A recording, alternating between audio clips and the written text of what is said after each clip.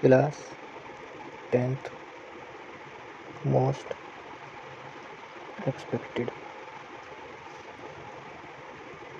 Questions. Class 10th most expected question है भाई ये। तो चलिए शुरू करते हैं बिना किसी देरी के। देखो सबसे पहले जैसे मेरे पास एक इक्वेशन आ गई 3x² + 5x और +6, ठीक है। तो उसमें फर्स्ट पार्ट मान लो ये और सेकंड पार्ट मान लो ये। अभी तुम्हें लगेगा कि आसान बता रहे, तो ठीक है कोई बात नहीं, लगने दो। -b/a = c/a, ठीक है भाई। तो ये सम ऑफ जीरोज़ है या प्रोडक्ट ऑफ जीरोज़ है?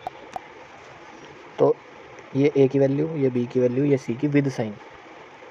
तो -5/3 तो फर्स्ट पार्ट का आंसर आ गया और सेकंड पार्ट का आंसर आ गया 6/3 यानी कि 2। तो ये तो मैंने बेस बनाया सिर्फ तुम्हारा। जैसे मेरे पास इनकी वैल्यू आ गई, ठीक है। क्या आई थी? -5/3 और इसकी आई थी 2, ठीक है। ये प्रोडक्ट की है और ये सम की है। और उसने मेरे से पूछ लिया α² + β²। तो कुछ नहीं करना, α + β बराबर -5/3, इसका SOBS करना है, यानी स्क्वायरिंग ऑन बोथ साइड।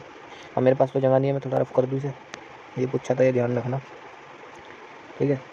तो क्या α² + β² + 2α β बराबर 25/9, ठीक है।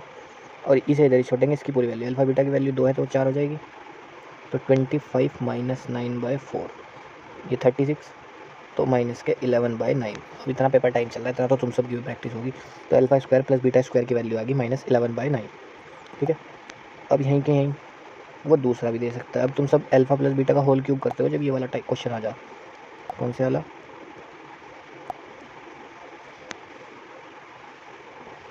देखो ज़रा ध्यान से, जब वो पूछ लेना α³ + β³,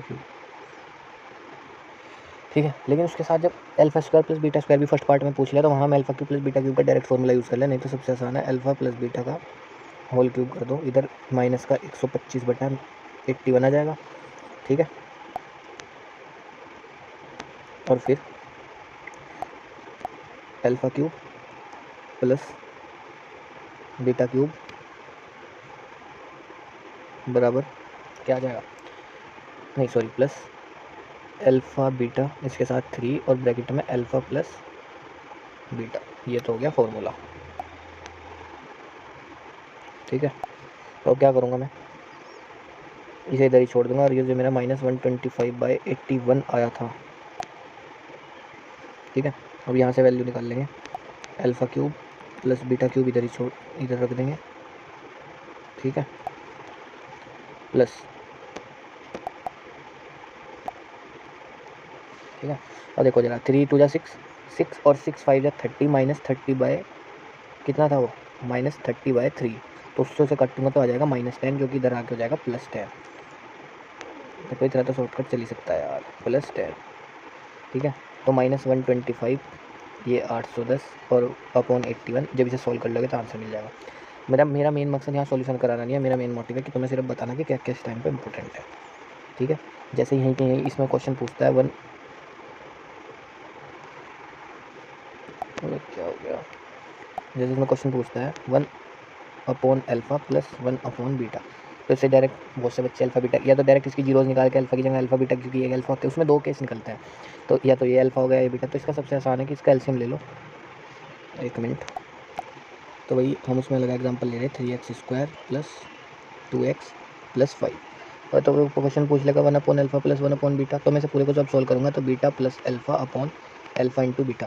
तो देखो यहाँ पे सम ऑफ जीरोज रख देंगे, यहाँ पे प्रोडक्ट ऑफ जीरोज रख देंगे, जो कि यहाँ से निकलेगा -b/a तो सम होगा और c/a क्या होगी, प्रोडक्ट होगी, वो यहाँ रख देंगे और आंसर आ जाएगा, ठीक है। एक ये टाइप आ सकता है इसमें। दूसरा हमारा d बराबर b² - 4ac अगर इक्वल 0 हुआ तो इक्वल रूट होंगे और रियल होंगे, ठीक है। इक्वल होंगे और रियल होंगे। नेक्स्ट, अगर b² - 4ac ग्रेटर देन 0 हुआ तो रियल रूट होंगे बट डिस्टिंक्ट होंगे। इस पे क्वेश्चन आ सकता है, अभी बताएंगे कैसा आएगा। सिंपल सी बात, नो बकवास, ठीक है। अब देखो नेक्स्ट, d बराबर b² - 4ac जब लेस देन 0। अब ये किसके अंडर रूट के अंदर की वैल्यू होती है, अंडर रूट के अंदर अगर नेगेटिव आ गया तो वो इमेजिनरी बन जा, तो यानी नो रियल रूट, ठीक है, एग्जिस्ट। तो एक तो इस पे क्वेश्चन बनेगा, कैसे बनेगा वो हम अभी दिखा रहे हैं, ये देखो। जैसे मेरा दे दिया 2x² प्लस